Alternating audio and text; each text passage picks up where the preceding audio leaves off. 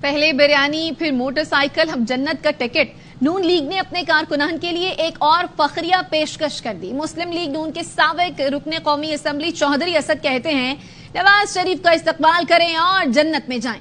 وہ کمالیہ میں corner meeting سے خطاب کر رہے تھے۔ میں وہ ساری تفصیل میں نہیں جانا چاہتا۔ میں نے کہا جی اللہ تعالیٰ نے فرشتوں کو حکم دیا کہ یہاں جتنے لوگ اکٹھے ہیں، وہ سب نواز شریف کے ساتھ میٹنگ تھی لاہور میں، جب وہ نواز شریف صاحب بڑے مشکل میں تھے، تو میں نے کہا جی اللہ تعالیٰ نے فرشتوں کو کہا ہے کہ جو یہاں پر یہ بیٹھے ہیں ان سب کے نام لکھ دو، یہ بغیر حساب کے جنت میں جائیں گے۔ اب جتنے آپ آ گئے ہیں وہ تو جنت میں جائیں گے۔ تو میں آپ کو سرٹیفکیٹ دیتا ہوں کہ جو یہاں آ گئے ہیں وہ تو جائیں گے ہی، جو لاہور جائیں گے 21 مارچ کو وہ بھی انشاءاللہ سیدھے جنت میں جائیں گے۔